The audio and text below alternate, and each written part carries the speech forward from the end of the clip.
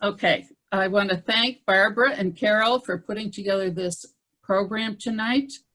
And I'm going to turn the meeting over, our little event over to Barb LePay, who's going to introduce our speaker. Okay, thank you. I too thank the people who have helped put this together, which include Nancy, Carol, and Marlene. I think you've heard from all of them tonight. And just again, a quick reminder, you should all be muted by now. And Nancy's going to mute you all. And you're going to stay that way all through the program and for actually the rest of, to the very end of the program. Again, if you have questions, you need to put them on chat, and Carol and I will be reading these questions and asking them for you. And we'll be doing this after the speaker talks and we do the Q&A. Now I would like to introduce our speaker tonight. She's really a multifaceted, and now I can't wait until I can actually sit down and have coffee with her. Kathy Tate Brandish has been a member of the League of Women Voters of Evanston since 1988 and is on the League of Women Voters of Illinois Fair Tax Committee. She has been teaching sex education in rural Kenya since 2004 and is the co-founder and executive director of the ABCs of Sex Education. So where are you, Kathy? Because I cannot read the next word because it's in a language. It's in Swahili. Kufanya uamuzi bora. It means making wise decisions. Yes, and that's part of her sex education program that she's been doing in Kenya. It's an international NGO based in Kenya, which trains Kenyan farmers to teach HIV protection, early pregnancy reduction, and comprehensive sex education in their rural communities. She spends 1 to 2 months a year in Kenya. She's a graduate of the University of Illinois and Northwestern Law School. She's taught middle and high school in Austria, the US, Germany, and the UK, and you see why I want to sit down and have coffee with her. So, without further ado, it is your program. Oh, thanks so much, Barb. Thanks, everybody. Thank you for setting this up and all the practices that we had. I appreciate it. I hope that a nice wonky presentation on taxes will be music to your ears, although not anything at all like that gorgeous music that Nancy played. I wrote the website down and I can't wait to see a little bit more about it. So I'll just mention that my good friends Mary Rothschild and Betty Hayford from also the League of Women Voters of Evanston are on the call here. They will stay unmuted in case they want to jump in and correct something or elaborate on something that I have to say.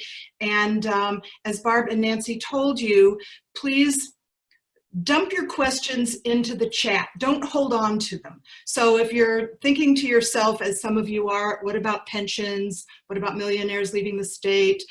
Stop reading those editorials. Write it down because I want to answer it for you, even though it won't necessarily be in the body of the talk. And here we go. The League of Women Voters of Illinois and many local leagues are part of a big coalition called Vote Yes for Fair Tax. Over 300 organizations, we're part of it, and you'll see that my presentation is in large part from that organization, and I've thrown in some other things that I like to do with smart groups, especially league groups, because I know that you want to be convinced of the credibility of the data and what's behind what I'm going to be telling you. Well, let me click on here. So hold these in mind as we go through. You don't have to remember a single statistic from all of this. I just want you to be so confident that you are on this, you're on the side of justice. You're on the side of right and good if you want to vote yes for the fair tax.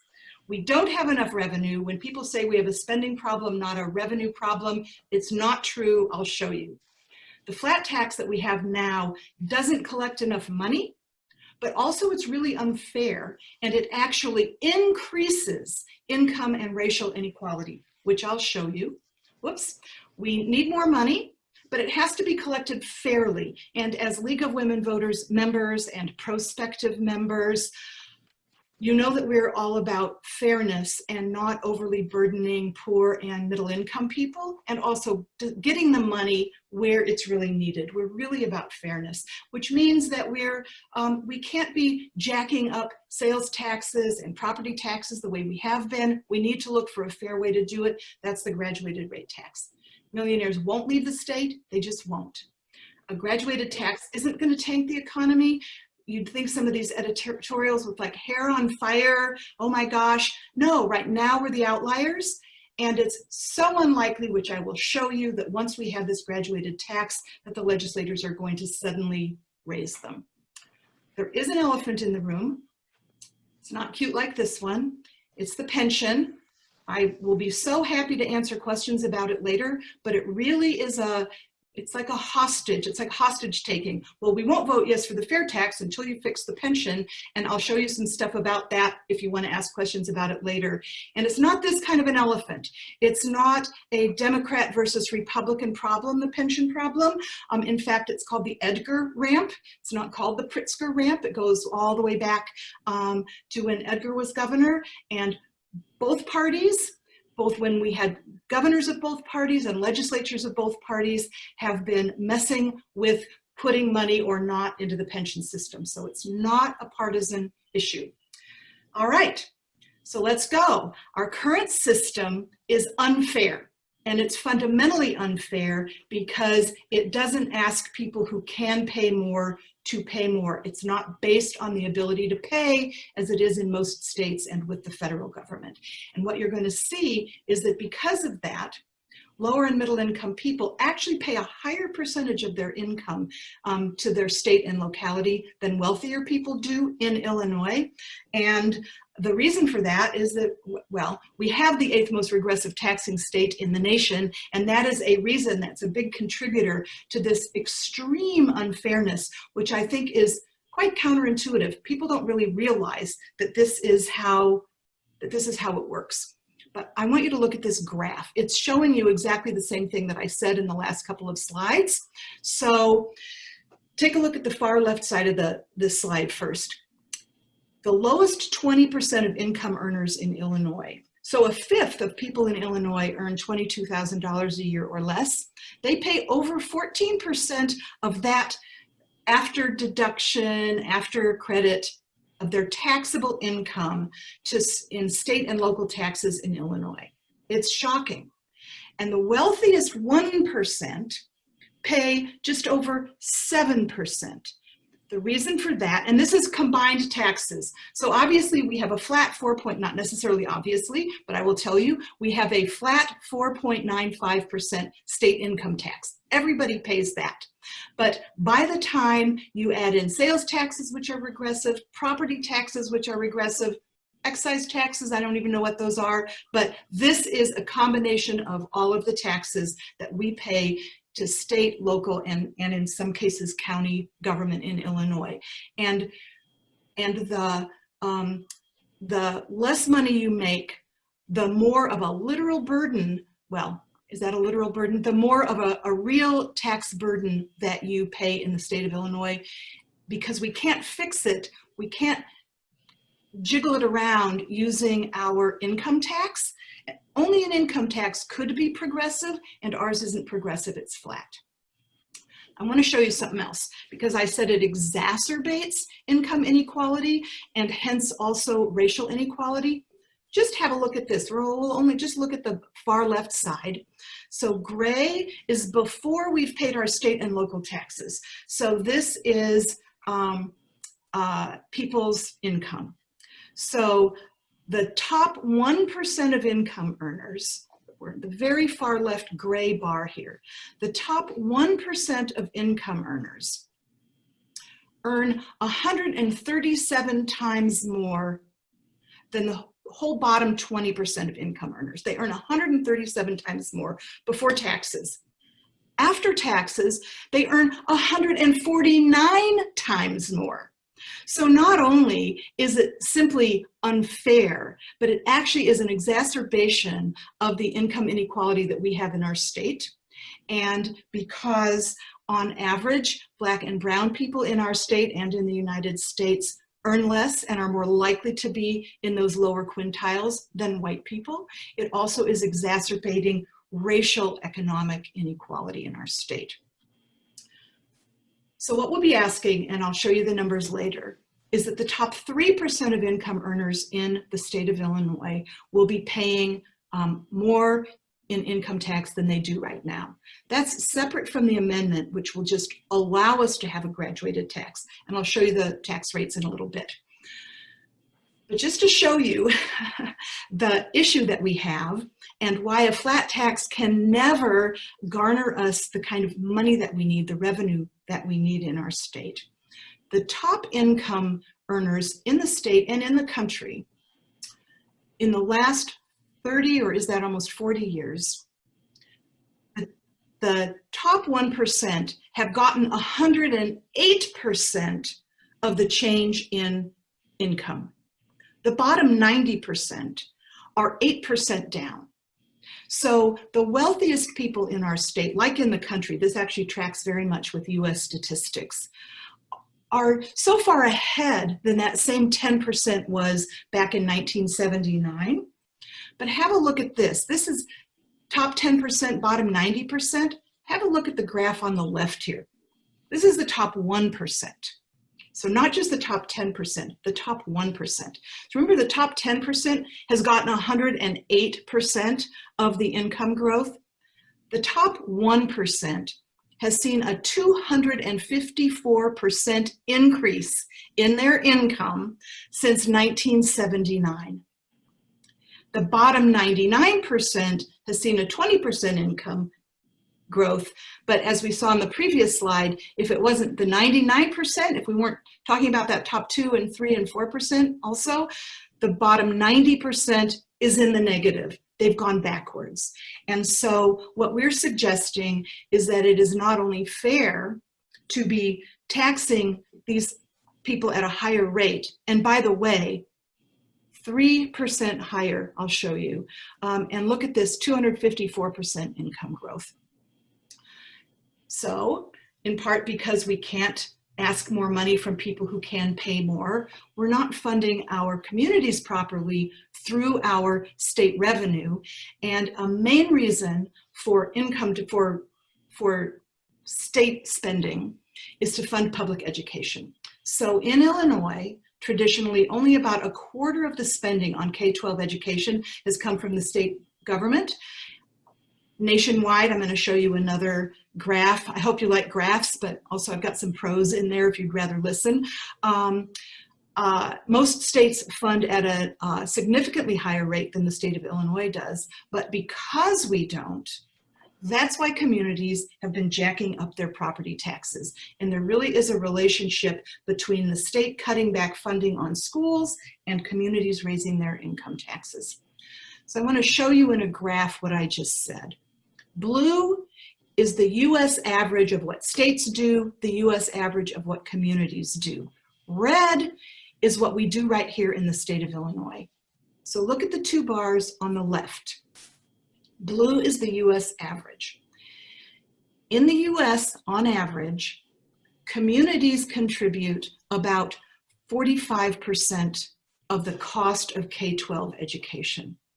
In Illinois, the red bar, we contribute 66%. So in most of the country, communities spend under half or pay for under half of their kids' K-12 education. In Illinois, we pay for 2/3 of it. So why is that? It's because the state of Illinois doesn't spend as much on K-12 education. So have a look. The blue is the US average. The state, most states, other states, spend almost 50%, pay almost 50% of the cost of a K-12 education. In Illinois, the state pays just over 1/4 of the cost of a K-12 education.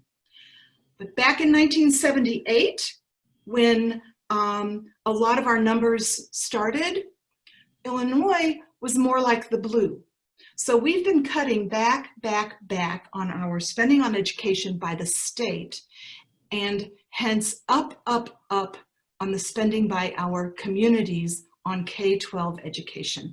So when we talk about high taxes, when people say they feel tax burdened in Illinois, yeah, of course we do, because our property taxes are so high, the highest or second highest in the country. That's a burden. That's a regressive tax, and it could be ameliorated if the state were paying more for K through 12 education. So you might hear we've got a spending problem, not a revenue problem. And let me just show you this really wonky chart, and I'm sorry it's not a little bit easier to read, but I'm just going to have you look at a couple of the things. So this is fiscal year 2000 compared to fiscal year 2021. And the if you look at the far left-hand column, that was compared in dollars to today. And then look at the percentage change in spending is over in the far right-hand column. So I'm just going to concentrate on two things, maybe three. So look at the top line, K through 12 education. You see that since the year 2000, it's actually up by 1.39%, which is, I mean, yay, at least it's not down. But 3 years ago, it would have shown significantly down from the year 2000. And what we have to thank for the fact that we're even a teeny bit up is something called evidence-based funding. So that was legislation that many of you might know about, especially if you're in education, that requires the state to put more money, $300 million a year, in fact, more each year into education and focus it on school districts that need it the most. So evidence-based funding. And the state did that. We've done that for 3 years, and that eked us up to a tiny bit of an improvement over the year 2000. But this year we're not putting it in because we don't have the money. So I don't know what that's going to look like in a couple of years. Whoops, sorry about that. Then take a look at higher education. Higher education, state spending toward our state colleges and universities is down almost 50% from the year 2000. So this is number one reason why tuition and fees is so high, and why so many middle and lower income students who certainly could attend the University of Illinois back when I did in the 1970s, early 1970s, find it unaffordable, because the state is finding ways to spend money on things it needs to spend money on by underfunding things like education. So overall, the four core areas are education, healthcare, human services, and public safety. Overall on that, the net general fund service appropriations in the state of Illinois are down 20% from the year 2000. So when people say they just need to cut spending, this is where a state can cut spending. They can't decide to not pay loans back, for example. And this is where they can cut, and this is where they have cut. But we see all around us the consequences of that. One is high property taxes, another is high tuition at our great state universities. So our system of taxes has contributed to that. Flat taxes are considered bad tax policy. If you read about tax policy, graduated rates are considered good tax policy, and our system has contributed to this fiscal crisis because we can't get more money from the only area of income that has shown a growth in the last decades and decades in the state. So we've got billions in unpaid bills. Those are to nonprofits and businesses that are contracted to do state work, right? So a couple of things happen with that. One is that those nonprofits and businesses often have to make cuts. That's often job cuts. Sometimes they go out of business.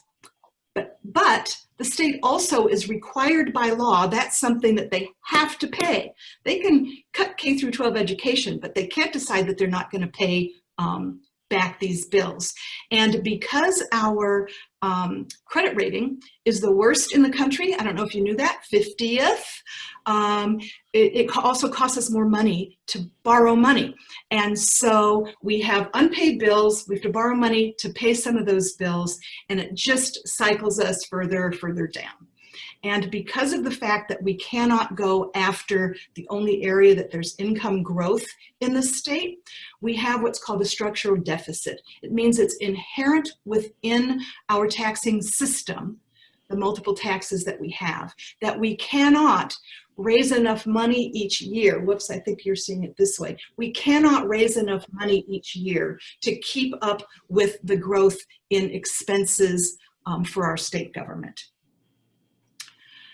You may be reading that millionaires are more likely to leave. There've been a couple of really good articles. Actually, Nancy, I could send them to you if you'd like.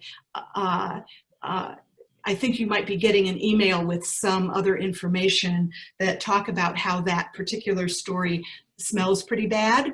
It is a red herring, and millionaires, like everyone else, move for jobs, for family, weather, and retirement. When people move for retirement, they also have to have a plan, a pension or some retirement money or whatever. And shocking to those of us who choose to live in Illinois and we stay here, a lot of people like nicer weather. So a lot of the out-migration that goes to nicer weather states is for exactly that reason. But there isn't a correlation between tax policy and in or out migration. There's definitely no causation, and there really isn't even a correlation. So if you've been reading some of these recent articles, in the last 10 years, Illinois out-migration, blah, blah, right? Well, actually, we had out-migration from Illinois the entire last century, basically. Since 1925, out-migration every year except one. I'll tell you what that one was. It was 1947, and analysts think that that was because of the Great Migration of Black families leaving the Jim Crow South, and Illinois and especially Chicago got a lot of those. So that's actually literally the only year that hasn't had out-migration since 1925. And a year that it slowed down in 2011, it really slowed down significantly. That happened, and I'm telling you, this is just a coincidence. That happened, though, to be the year that the legislature passed the bump up to a 5% flat income tax, which had a sunset.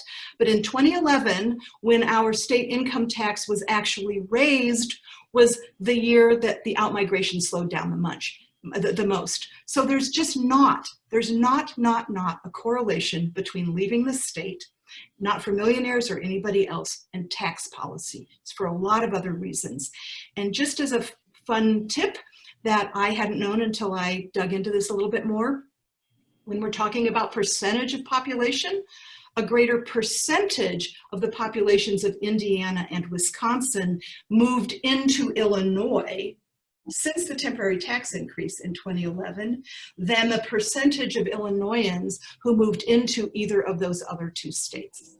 So an issue with some of the stuff you might be reading in op-eds and editorials is very cherry-picked information designed to make us all worried and to have us not tax the people who can afford it most a little bit more money. Give you another couple of examples besides the fact that it has nothing to do with out-migration in Illinois. When California really raised its millionaire rate up to 13.3%, significantly higher than anything that Illinois is proposing to do or probably ever could do, the number of millionaires kept going up. Likewise, in our own Midwest, Minnesota has a top rate, a millionaire rate of 9.85%, again, significantly higher than anything that Illinois is proposing, and their number of millionaires also grew. So anything that you read that says millionaires are going to flee, is based neither on broader statistics nor on specific to Illinois issues of migration. You may have read that legislators will increase taxes on the middle class as soon as we have a graduated rate. Well, that's the opposite of reality. A graduated rate will allow us to target the raise only on people who can afford it more. And we have seen the explosion, actually, of the income of top people. And I'm sure, like me, you've all also been reading articles about how the super billionaires in the United States are actually have hundreds of billions of dollars more together than they had pre-COVID.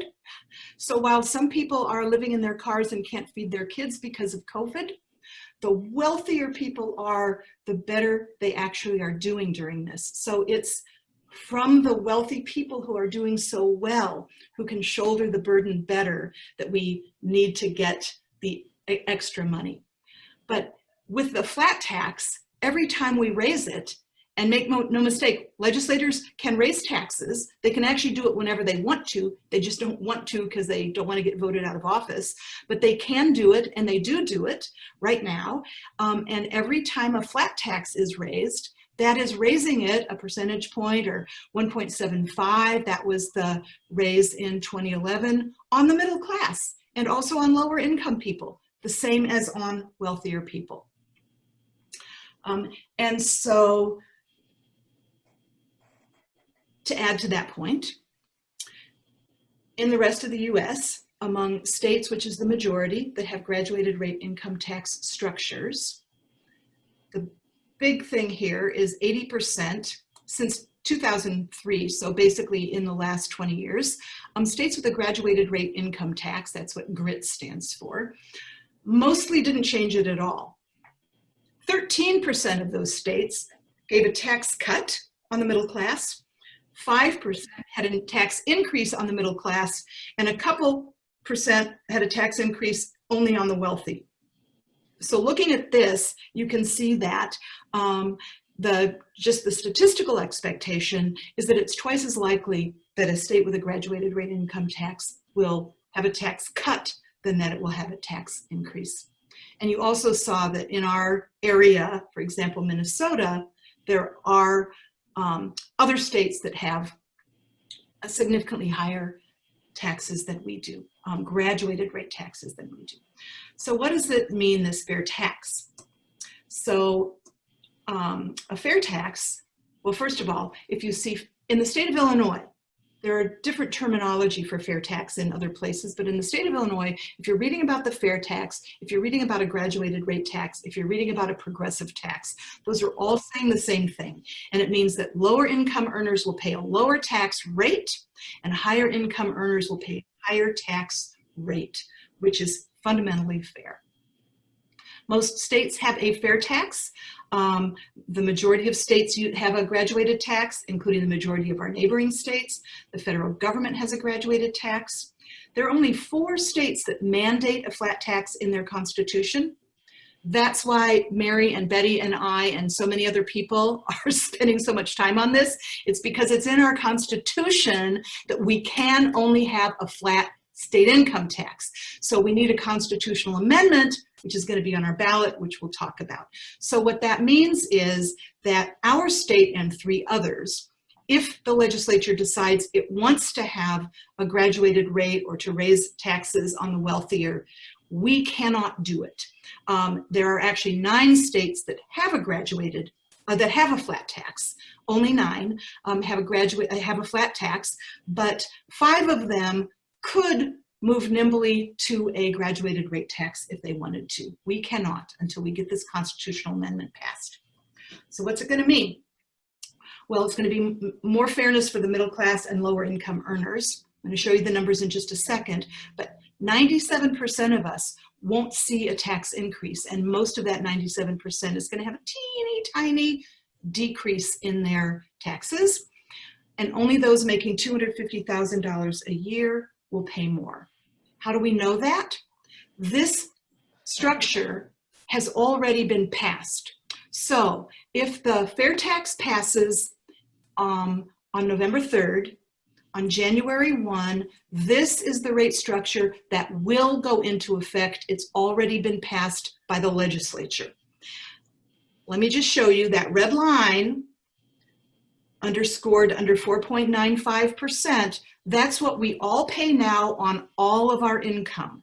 But this will be a graduated rate structure. So for example, if you make between $100,000 and $250,000 a year, you just pay 4.95 on that percentage. You pay 4.9 between 10 and 100,000, 4.75. I know you get it, your League of Women Voters. So a reason that I like to use this particular chart is that on the far right-hand column, it shows us what percentage of taxpayers are in those different brackets.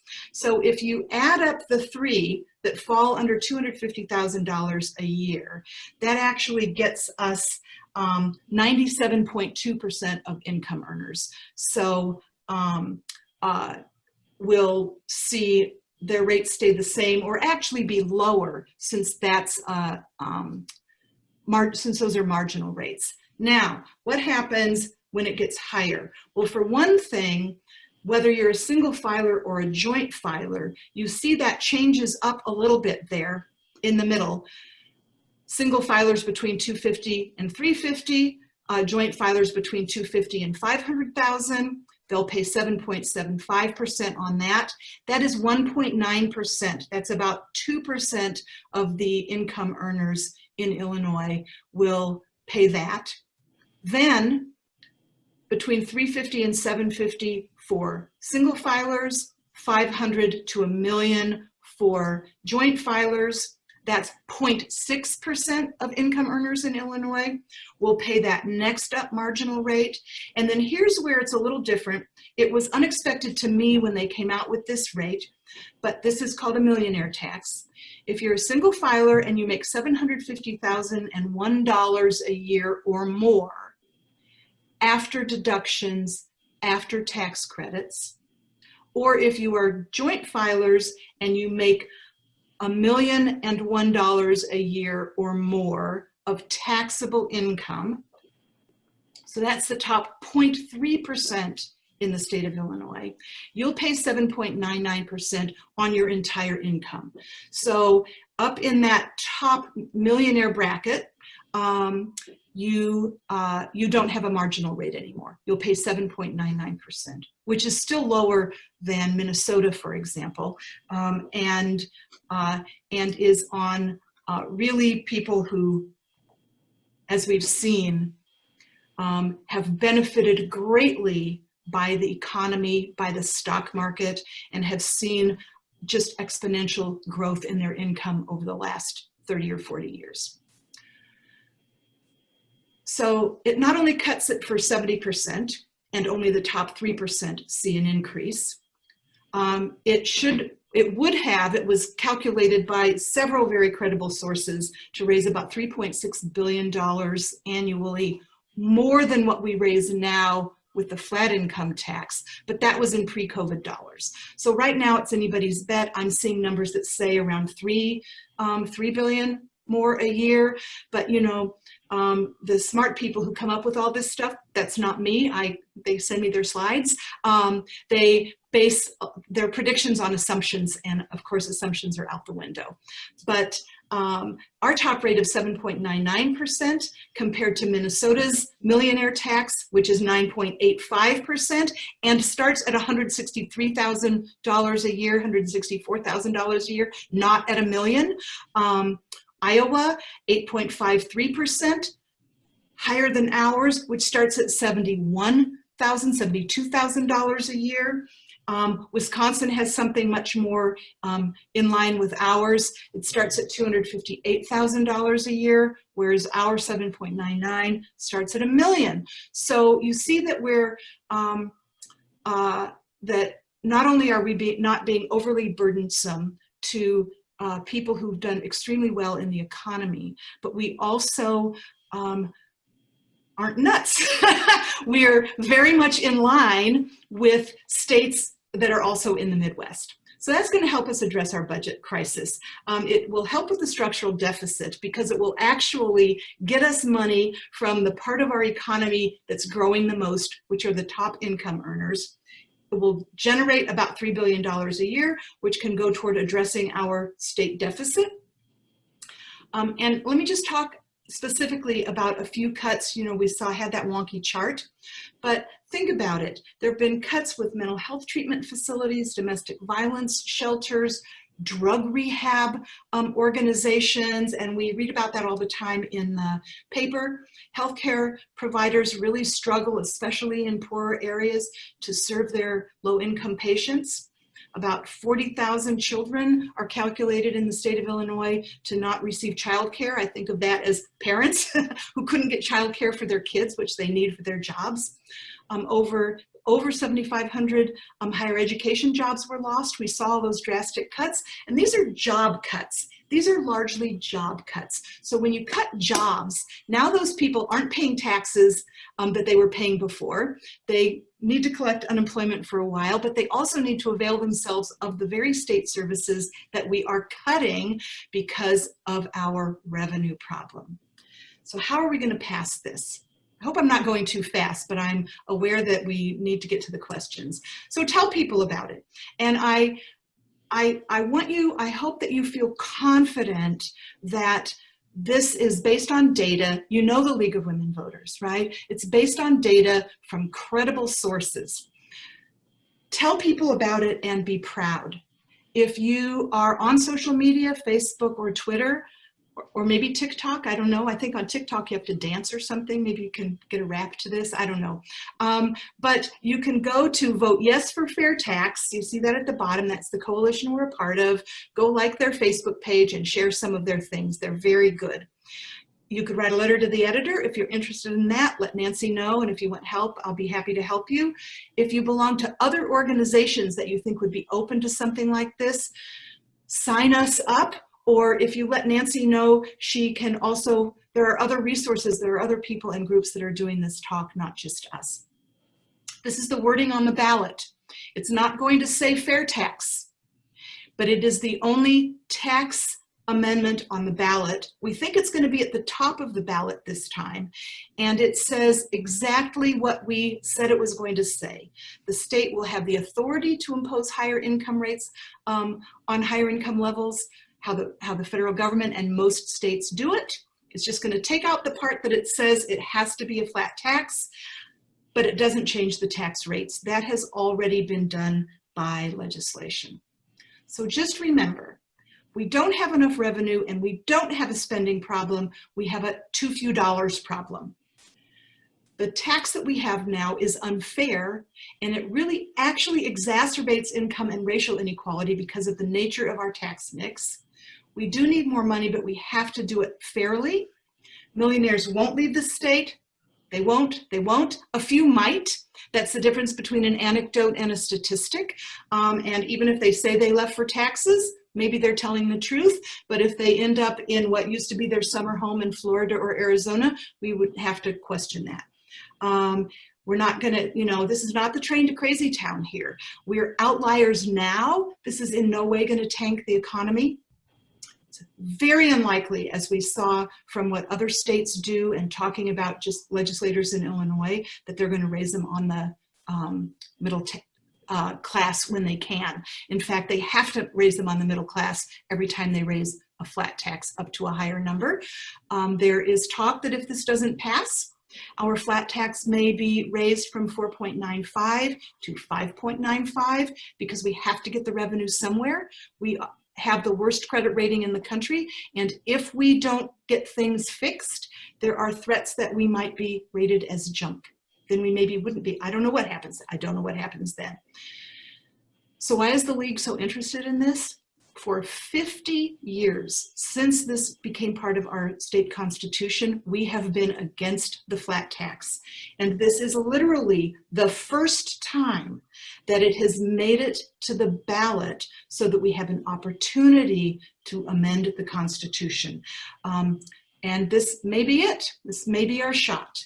So I know I'm talking to Leaguers, but have you made your plan to vote? Did you know that there will be a drop box if you get a mail-in ballot? You don't need to trust the mails to send it back. Election day will be a holiday, and election judges can be as young as 16 years old. So those 16, 17, 18-year-olds in your orbit don't have to go to school that day. And if they would like to become election judges, they'll get training.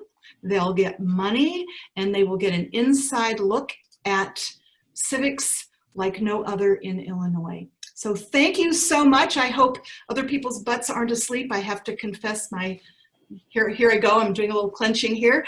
I think somebody is going to read your questions to me if I'm not wrong.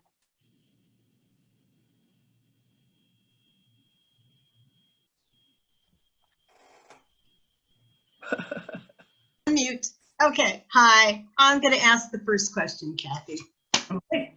Okay, so what do you think are the major reasons those opposed to the graduated tax give? Well, I'll tell you the reasons they give, and then I'll tell you what I think are the reasons. So they say our economy will be destroyed, millionaires will leave the state. Those are two downsides. They also say we have to reform pension first. We have to solve our corruption problem first. We have to address the number of units of government in Illinois, which is so costly first, before we vote for something like this. So that's what they say. And people who read these things, and it sounds very credible to them, I think believe that. But the main organizations that are against the fair tax tend to be organizations that are protecting very wealthy people. So it tends to be extremely wealthy people, like the guy that just gave $20 million to defeat this, or they are spokespeople for organizations that are funded by super wealthy people. So the real reason is that they don't want taxes to be raised on the wealthiest. That's why. The other things that they say are basically either red herrings or what we call hostage taking. We won't vote yes on the fair tax until you solve corruption in Illinois. We won't vote yes on the fair tax until you solve the pension problem. But those are not actually the issues that they're worried about, in my opinion. And even if they were worried about those issues, can you hear me? Yes. Even if they were worried about those issues, then they should work on those issues. Those are issues that might be valid issues, but they don't have anything to do with this issue, which is about the possibility of a graduated tax rate. And we think that this issue has merit on its own end. It's not going to solve every problem in Illinois politics. I mean, and the other argument you hear is, why do you want to give more money to Mike Madigan? You can't trust him. Well, that may be so, and then you should vote him out of office. But we're not giving more money to Mike Madigan. We're giving more money to the basic social services that Illinois needs and Illinois residents need. I mean, so those arguments, which may relate to some real issues, are not really arguments against having a fair tax. And if I could chime in also to what Betty just said, the League of Women Voters actually works on some, most, or all of those other issues as well. And so we're part of a group that is looking at what to do about the pension ramp. We are very much involved, and possibly many of you also passed petitions to get the fair map, as opposed to fair tax, fair maps on the ballot, which would take drawing of legislative districts out of the hands of our legislature and put it into the hands of an independent commission. And as soon as legislators can stop choosing their voters rather than voters changing their legislators, that's going to go a big way toward ethics reform. And the League of Women Voters in the state and many local leagues also are very involved in ethics reform. So we don't not recognize the issues, and we're working on the many other issues, unlike the people who are throwing them up as roadblocks.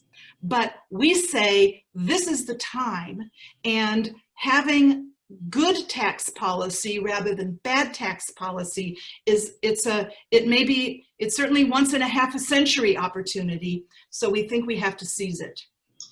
Kathy, I'm not sure about the millionaires. Can I just stop for a second, just as sort of the moderator of this piece? We have a whole list of questions that people have sent in, and we're trying not to sort of have a just everybody ask a question. So if we can all use the chat function and send in our questions, and then Carol will ask those questions. Okay, I hate to be this Grinch who stole the questions, but I'm going to be. Am I unmuted?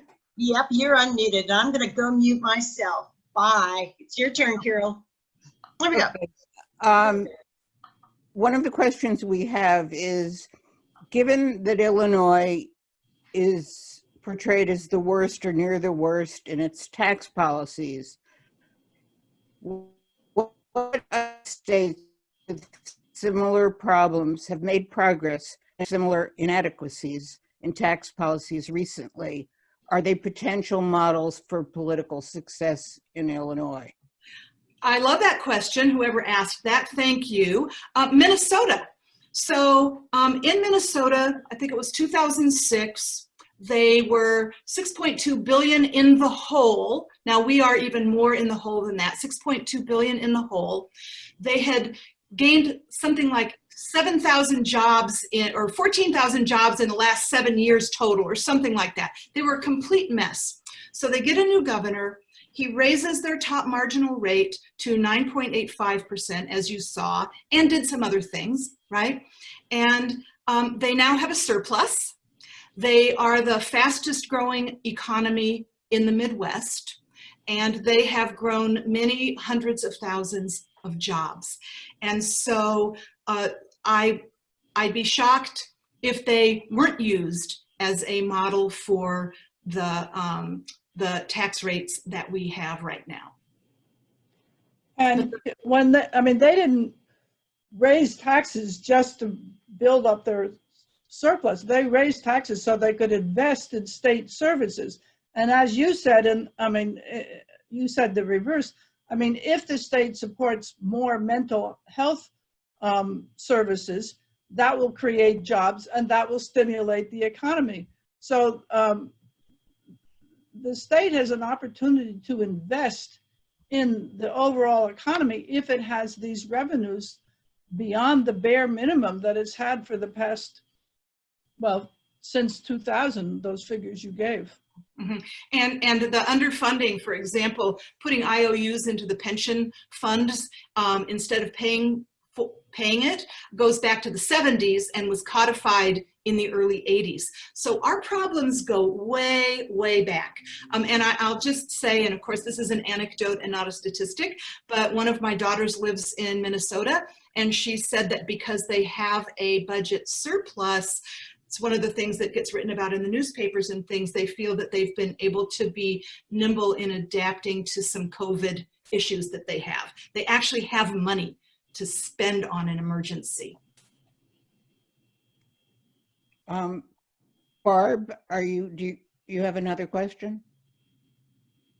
No? I think she does. I think Nancy has to unmute her though.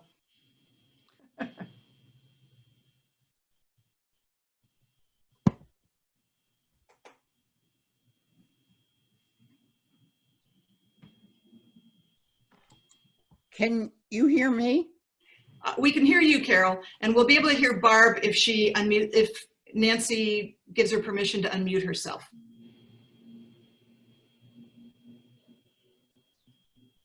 Okay, I'll ask another question. And Sure.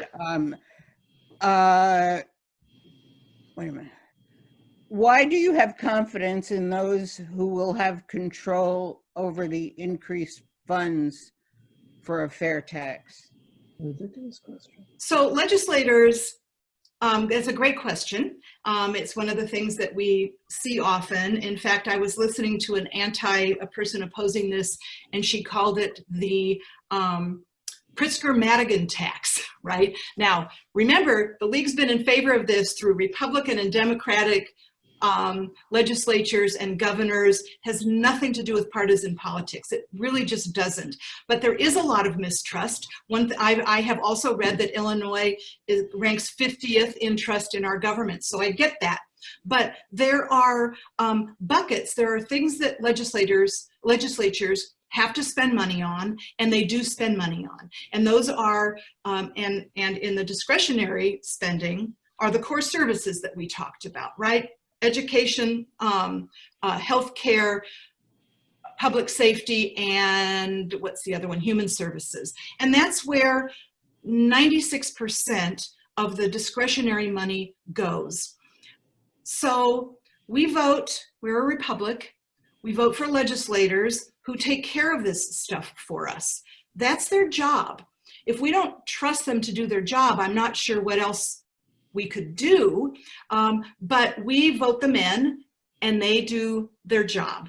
And yes, we see accusations of corruption and proof of corruption. I do think that we've had more governors in prison making license plates than any other state, even on a per capita basis with such a big state as ours. But the money can be tracked and is being spent where they say it's being spent.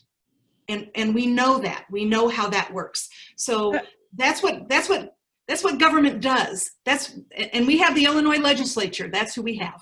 And also, we had a legislative lunch program in August, as we do every other year with our Springfield legislators, and we had 6 representatives and senators there. I mean, and they are terrific. I mean, they are bright, they're knowledgeable, and they're hardworking, and they, you know, they have ideas about how to improve family services, about how to improve environmental protection, about how to improve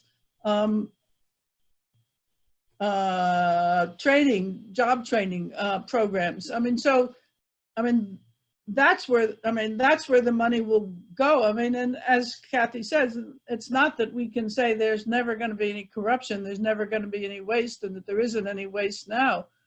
But what we've seen in those figures is that those important human services have been cut. And, you know, there are people working hard to improve that situation, and this revenue will allow them to make some improvements. And it, you know, it's a long-term process. It's not going to change the state overnight.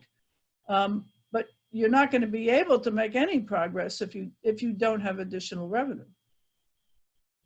And Kathy, I saw 2 questions in the chat about whether this means, or how do we know that then the state isn't going to start taxing pension income? So do you want to speak to that? Sure, I'll address that, and we might have some teachers out there who also are very knowledgeable about this. And I know that Mary Rothschild is also, but even when she was unmuted, somehow she wasn't able to make her voice heard. Maybe she's fixed that and could jump in. So here's the thing about retirement income. At the moment, Illinois is one of very few states that don't tax retirement income at all. But they could in the next legislative session tax retirement income. It would be taxed on a flat rate, which would, if we don't get the fair tax passed, which would mean that if you have $17,000 a year in retirement income, you will be paying, you'll see those rates just like we saw on the lowest 20% of our income earners. But they could. There's nothing stopping them from doing it now, and there's nothing in what's going on with this tax amendment that would allow them to do it in the future. Literally, the amendment is a line. It takes out the requirement that it can only be a flat tax, and it will therefore allow the legislature to impose a graduated tax. And we know now what that graduated tax will look like. Now, I've also read speculation and from credible sources that if this doesn't pass, you know, we have to get that revenue someplace. If this doesn't pass, it's actually more likely, this again is a prediction based on assumptions, it looks like it's more likely that the legislature might tax retirement income if this doesn't pass. But I will tell you that the AARP and a number of other retiree organizations are big time in favor of this. They are part of our coalition. They are out there talking. AARP has sent out some fabulous ads. One of AARP's ads is like, you don't live like a millionaire, so why should you pay taxes like one? The retirement organizations whose entire raison d'etre is to protect retirees are in favor of this. And people who don't give a poop about the retirement income of poorer people are the ones with this scare tactic. So I would like to step in here as the Grinch who's taken over this program and ask everybody to please mute.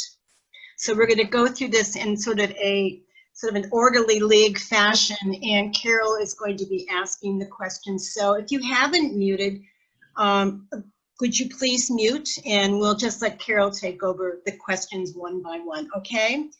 I'm unmuted for a moment. Just for one thing, is that it looks as if everyone is muted who should be, but I wanted Kathy to know that Mary has dropped off. I don't see her here. Okay. Okay. All right. Thank you. Thank you. Okay, well, I've just lost everything. Okay. All right. How was the, wait, I'm sorry. The rate, the $250,000 amount made the cutoff. What's the rationale behind that? I think that there are several. It has to be somewhere, right? And it is in, arguably still middle income. And it's where the cutoff is at the top of where the vast majority of the numbers of people in Illinois are, the numbers of taxpayers, not necessarily the amount of money that they have. So I have to say, they didn't consult me. I would have personally, League of Women Voters hat off.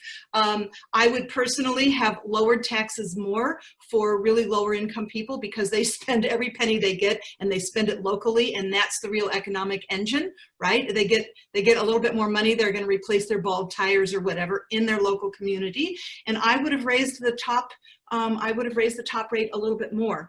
But this was, hammered out. It was a big compromise.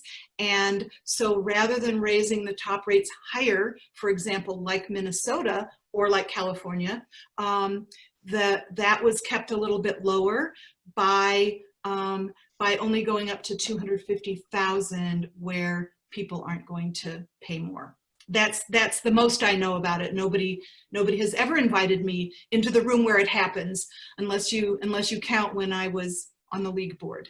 But but that is writ large how that happened. Another question is, how do you know that the funds will get into social services? Right. So we don't. So the state is underwater on everything, right? And we saw that in their core services. I've glanced and I see somebody asked for the categories again. So education, healthcare, human services, and public safety. Those are the four main categories that are considered the core services. And when and 3 years ago, the legislature started putting more money into education, for example. All of the other cuts kept happening, but when we've seen a revenue boost. So for example, in 2011, when it went from 3.25 to 5% briefly, just for a few years, 3.25 to 5%, which is, by the way, a 1.75% increase, right? But the opposition called it a 60% increase. So you got to be careful about how things get shaped. So they used some of that to spend down the debt, because if we can spend that down, then we can borrow at lower rates, etc. So I don't envy the legislators deciding where exactly this money is going to go. And I'm sure that if this in case this passes, they've already worked quite a bit of that out. So we don't know exactly where it's going to go. Okay. Could you repeat the categories which constitute core spending as you discussed before? Yes, it's education. And remember on that chart I showed you, they had pre-K, K-12, and higher education broken out. And those are treated differently, but the 4 categories are education, healthcare, human services, and public safety. And that's where 96% of the sort of discretionary income that the state has gets spent. And when you read, they spend every penny that comes in. Well, of course they do. We're not Minnesota. We don't have a surplus. we get money in, it's got to go out. They do spend every penny that comes in. And if I can also add, and this is sort of tangential, but someone mentioned earlier in the meeting, in the informational part of the meeting, the business part of the meeting, mentioned the participation in the Illinois State League Criminal Justice Position Review. And if you started working on that, and if you've looked at that, you know that one of the core elements of that is providing more services to keep people out of jail. And that might mean more services in the courts. It might mean more drug rehab programs. It might mean domestic violence programs to keep people out of jail, but to help them to stop domestic violence. So those criminal justice reforms in Illinois, which are being worked on right now, I mean, they're going to take money. And I mean, I work in the Cook County League Criminal Justice Group. I mean, and we've been following that for about 5 years. And you know, it's so important to provide those services to keep people out of jail. You know, there's just such a need for making those services more available. So from my perspective, that's one of the things I'd like to see. But as you say, there's so many needs in Illinois. I mean, and yeah, we can't guarantee that the money's going to be spent wisely, but well, we can know that it will be spent, that a large part of it will be spent in those areas. And I want to add to what Betty said in terms of criminal justice reform is also mental health money for mental health services, so that people can go that way rather than being diverted into our court system. But the less money we have, the more important services that both employ people, which is no small matter. It contributes so much to our economy, that both employ people and help people to stay being taxpayers. And we need that. We have someone who believes that there have been lots of league programs about this and the field has been covered, but wondered how much of this is getting out to the public. And then someone also asked what the chances are, and those are related questions. Good questions. I believe I may even have spoken to you in a library last year. But prior to now, basically, it wasn't on the ballot. So earlier we were like, exhort your legislator to vote yes to get this, because we needed a supermajority to get it on the ballot. And also, leagues are hearing a lot of these programs because it is a core league issue. It's an important state league issue. So we're part of a huge coalition of nonprofits, basically a lot of social service organizations and leagues, et cetera. Many, if not most of which, have speakers, and they're going out talking about this. The governor has his own separate organization. They're also doing that. They have money. I don't think we have much money. They have money for ads and things like that. So those are getting out. But yeah, getting the word out. I mean, you feel like it's everywhere, and then all of a sudden you hear on some talk show and somebody can't even name the vice president, right? So there are a lot of people out there who don't pay nearly the attention that we wish they would, and it's probably not penetrating to that group, there are 2 polls that have happened in terms of what are the chances here. And both showed that recent polls and polls of the last years, the Paul Simon Institute is a poll that we've been quoting since at least 2013, that said that, you know, a supermajority, 60+% of people in Illinois, if they're asked if wealthier people should pay a higher tax rate, say yes. So we'll see what happens when it comes to voting. But more recent polling from both Vote Yes for Fair Tax, which is the group we're part of, and Vote, I think it's called Vote Yes for Fairness, which is the governor's group. Their polling shows that we're within the margin of error of 60%. So somewhere around 58, 59, 60, 61% are saying, I guess I haven't seen the question. I guess they're saying they would vote yes on the amendment. If they're only saying yes, richer people should pay more, that would make me worried. Every vote counts. Every vote counts. This is very close. It's popular, but there's so much misinformation out there. Disingenuous information out there, and they just got $20 million from a multi-billionaire to spend on negative ads. Okay, and I'd just like to point out that Marlene Sinescu has been acquiring and will tomorrow acquire about 25 yard signs that promote the fair tax. And if you're interested in one, let her know, or let one of us that you got the emails from, and we'll relay it to her.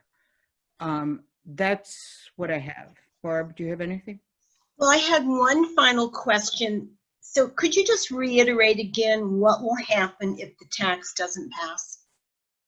Well, I mean, somebody might know. I'm sure that the legislators have been huddling and have a plan B. I am not privy to that. Okay. But what I have seen in public speculation is that we have to get more revenue. And we already, so one way that the state has in essence gotten more revenue is by decreasing its spending on K-12 and higher education, for example. They could do that. That's going to mean our property taxes are going to need to go up more. So they can divert and spend less on things that are sort of classic state responsibilities. So they've been doing that rather than raising our taxes, rather than pushing in earlier years for a graduated rate amendment, right? But I have definitely seen speculation again, but from credible sources, that our flat tax will be raised, because income taxes are a main way for the state to get revenue. And we've already seen, you know, lottery and gambling and sales tax hikes and things like that. I think we're going to see more of that. That's all extremely regressive and really hurts poorer people more. And I have seen speculation that the state will tax retirement income because they can. They can't tax it fairly. They can't tax it letting people who earn $17,000 or $27,000 or even $37,000 a year in retirement income not have to pay anything or pay only 1%. They can't do it fairly, but they can absolutely do it. There's nothing that stops them. There's nothing legislative that stops them. There's nothing constitutional that stops them. Okay, and for the amendment, which is, of course, an amendment to the Constitution of the state of Illinois, for that to pass, is it a simple majority or is it a higher threshold? Yes. So if 50% plus one person of everyone who votes in the election votes yes, it passes. Or if 60% of the people who vote on the amendment vote yes, it passes. I have read that statistically speaking, it's more likely that we would get 60% of the people who vote on it to vote yes. And I think that's because speculation is that many, many people will just skip it, like they skip judges. They won't understand it. Isn't the fact that it's on the, isn't it the first thing on the ballot, so it'd be a little bit easier than the judge voting for judges? And it's only one thing. Okay. We believe that to be true. That certainly is what we've been told, is that it's going to be on the top of the ballot. We are also, by the way, going to get a booklet in through our mail slots. Hey, Came today? yeah, in my house. That explain it. Oh, thank you. I wonder if mine is downstairs. I don't think I brought my mail in yet.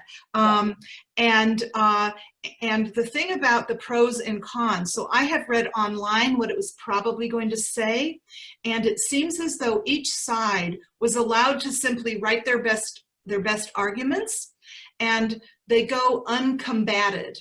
And so I was concerned about, again, the cherry picking and scaremongering of what I read, but I read it about a month ago, so I'm going to be very interested to see my booklet. So that, you know, I don't know if it's going to muddy the water or make it clearer for people. Well, we have lots of great information on our website, lwvhp.org.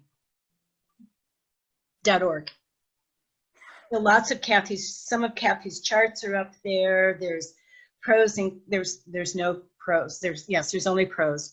We're only putting up our side of the argument. We don't have to do the other side. And there is also, for many people who have asked for it, there will be an argument about things that you can say to people who are opposed to this or they're just confused, but points that you can use to help persuade people to vote for this. Okay, that's all I have, Barb.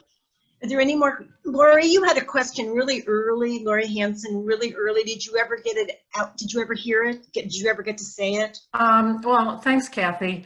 I'm doing the census follow-up right now, and I've heard from quite a few people in Highland Park about, well, yes, I come here for the summer, but you know why I don't live in Illinois. I am registered in Florida because they don't have the state income tax. So I wondered, your comment about, you know, millionaires won't leave, is that based on some study or is it more empirical?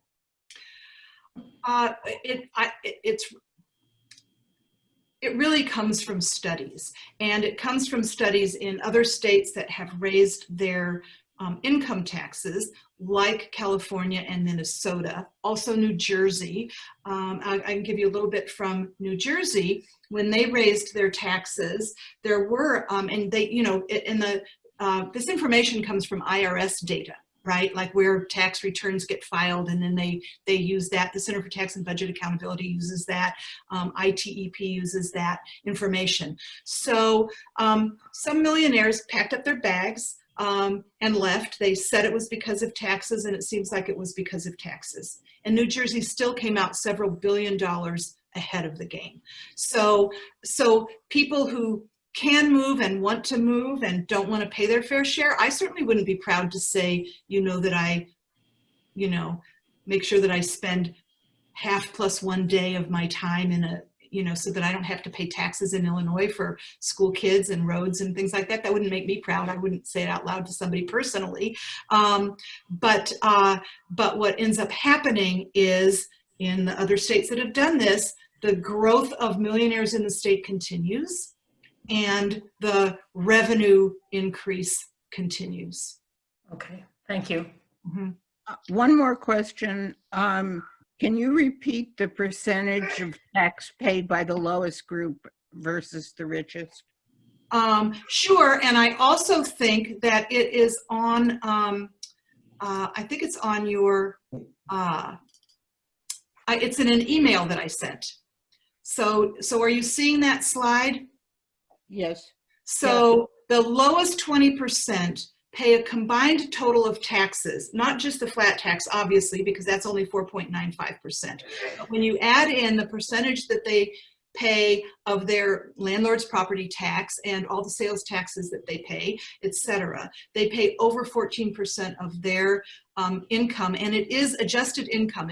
It's after you know, after expenses, what do I want to say? It's taxable income after deductions. You know, that group are not probably taking charitable deductions, but in any case, it is adjusted income. So they pay over 14.4%, and the top 1% pay just over 7%, so half.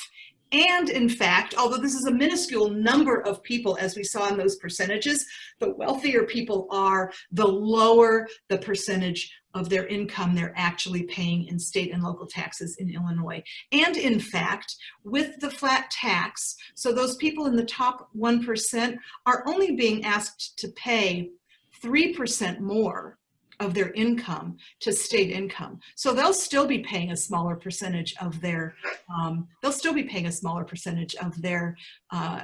adjusted income to state and local than the poorest. Any other questions? Well I- then, I okay. have a comment to make, if I may, Barb? Yeah, of course you may. Okay, thank you. I will be, we've been recording, it's still recording now. And once I get that collated together, I will post a link to it. It'll be on Facebook, it will be on our webpage. I will try to send that link out to all the people who registered for the program today. So look forward to that. And if I may, I would like to do my own little PR here. We have a art card sale that is in honor of the suffrage movement. You'll be receiving some promotional materials on that. And I hope that you'll see how beautiful the art is, and I'll look forward to getting our information about it and hope that you will purchase art card sets. Okay, well, this has been wonderful. You know, at the bottom of your page, there's a little thing called reaction, and I think that you can all clap for Kathy by hitting clap. Yeah, is that how it goes? Have I gotten it done? Okay, did I get it done? I don't know if I did it. Okay, I of course could not get it done. But thank you. It was great. I want you to know that Kathy actually did come on the coldest, snowiest day in January. And she gave us, I guess, this presentation or something close to it. To how many do you think of it? Do you think there were 6 people there, 7 people? No, maybe 11. Maybe 11. Well, she was a great sport, and we asked her to come again, and she said yes, she would do it again. So I want to think we had lots and lots of people on today. We had almost 40 tonight. So No, we had more than that. More than 40. We had at the highest, I think it was close to 50. So we did really well. So thank you very much. And again, we'll be back with you for another Zoom program on August 1st at 7 o'clock. No, I'm sorry, October. I certainly don't want to do this summer again. I'm sorry. October 1st at 7 o'clock. And it's the legal perspectives on a contested election. So we hope to see you again then. So everyone go have a good night. Could I just add? Thank you. Elizabeth, thank you very much for your contribution. Betty. Yeah, thanks, Betty. And thank you so much for a succinct and very informative presentation. Oh, thank you. Yes. Great. Thank you. Bye, everybody. Thanks a lot for your attention. Bye. Bye-bye. I'm going to let Nancy know.